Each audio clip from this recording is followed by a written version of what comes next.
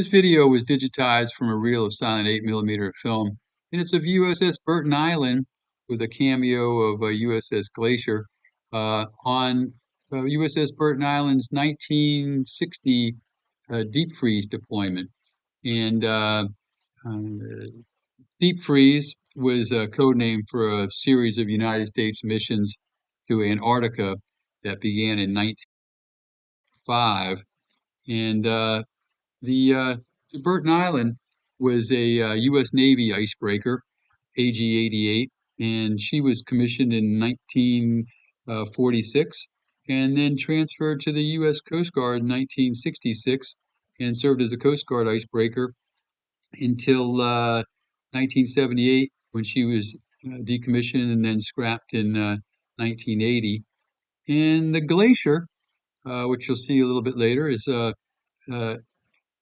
AGB-4 here with the U.S. Navy, and she was commissioned in 1955 and then transferred to the Coast Guard in 1966, and the Coast Guard decommissioned her in 1987.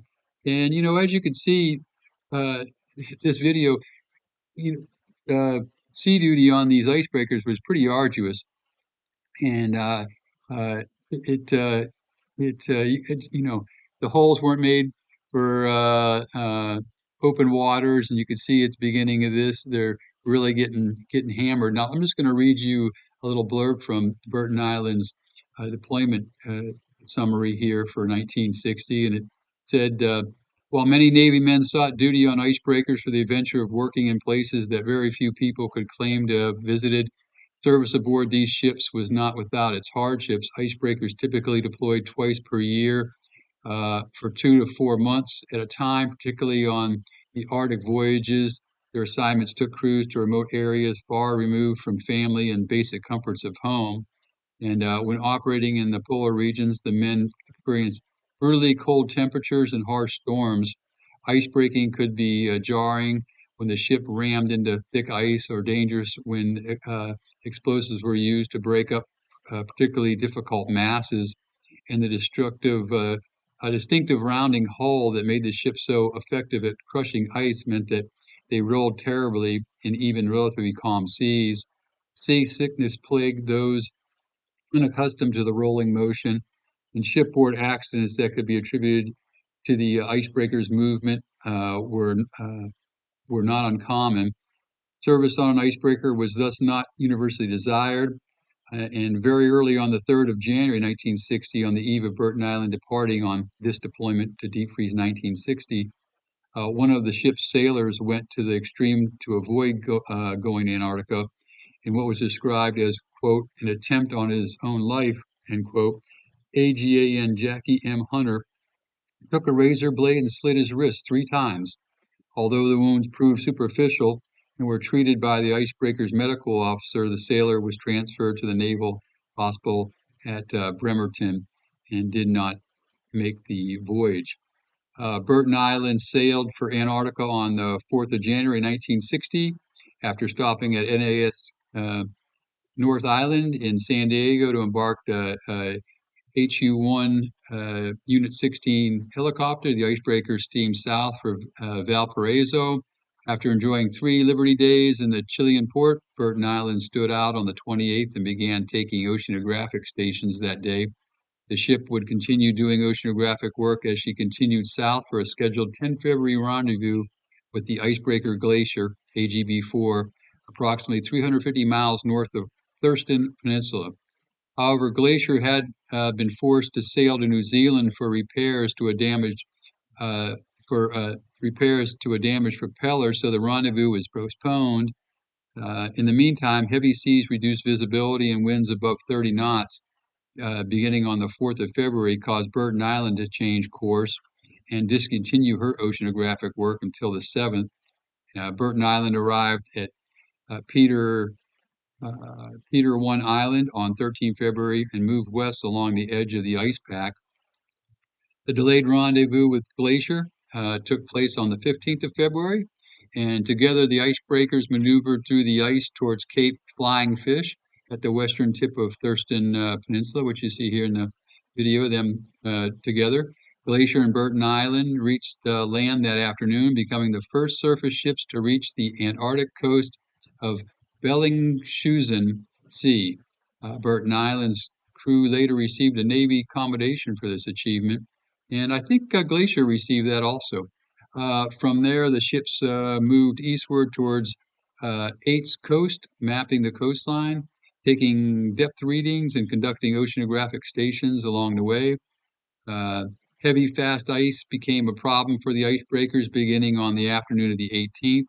The ships lay for several days as their helos searched for leads to the ice. Scientific work also continued ashore on Thurston Peninsula, which they discovered was actually an island. On the 23rd, Glacier and Burton Island were able to make their way through the ice heading west. The mission was to continue into the Amundsen Sea, but on the 24th of February, Glacier received orders to divert to assist an Argentine ship stuck in the ice off Adelaide Island. Burton Island transferred fuel to Glacier and then followed her bigger sister. Glacier was a newer icebreaker and bigger through the heavy ice, finally parting company on the 27th of February. And Burton Island wouldn't make it back to Seattle until the 13th of October. So that was a pretty long deployment for her. And in this collection I have of film from this chief petty officer who shot this film on Burton Island. I have a couple other videos here on my channel, and that cover more of the deployment and the Blue Nose ceremony, and for naval vessels that are go to the polar caps. And so I'll link those below, and I'm just going to go ahead and fill in some background music here for the rest of this video.